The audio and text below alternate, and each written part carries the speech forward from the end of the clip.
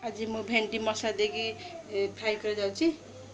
मु भेंडी को भल से धोई देकी काटी देछि लंबा लंबा करी। एबे हम कढ़ी मु बसैछि सेतिर तेल देबी। तेल टी गरम हेला हम भेंडी को फ्राई कर लेबा। एबे तेल गरम हेलानी हम भेंडी पके लेबा।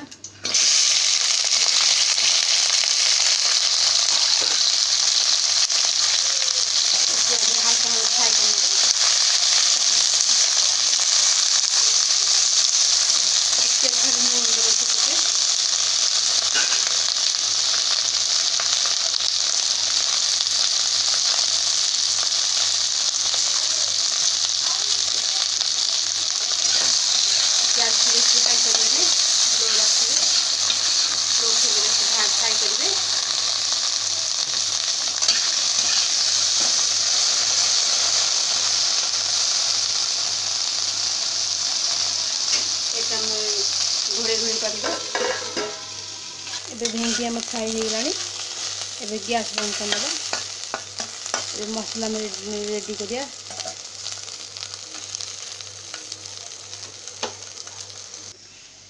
भेंडी पाई मुझे मसला पाई मुझे गोटे बड़ साइज प्याज ताकू मु फाड़ प्याज मु फ्राई करी तेल रे आला ग्राइंडर करी मसला रे रसुन नहीं दीटा दु चार पाखुड़ा रसुन आला कस किछि शुक्ला नखने 3टा जीरा सोरिष को मु भिजे रखी ताकू मु ग्राइंडर कर मिसेकिना आला मु रिफाइन तो नहीं आला स्वाद अनुसार देबे।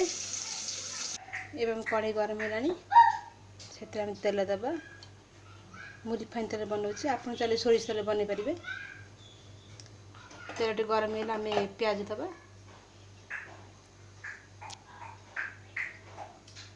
तेल आम गरम हेलानी आम प्याज दबा थे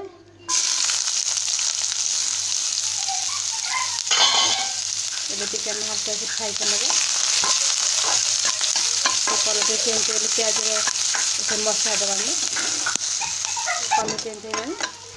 आम मसला दबा मसला भल ग्राइंड कर मसला को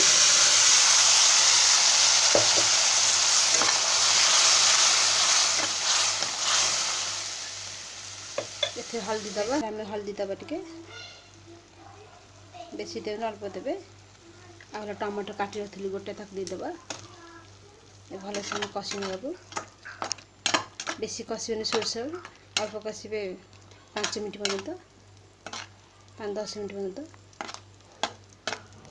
ये मसला हेलानी भेंडी की फ्राई कर पकड़ ना थे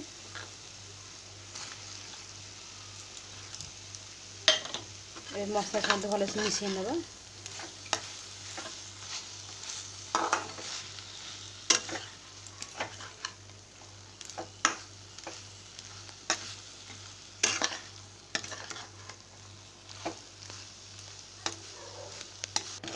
भेंडी मसला रेडी है गैस बंद कर नवा। एक आम काढ़ी नवा। ये भेंडी फ्राई रेडी है। आपण मन वीडियो पसंद आसी लाइक करेंगे कमेंट करेंगे शेयर करेंगे और सब्सक्राइब करें भूलिए नहीं। रही नमस्कार।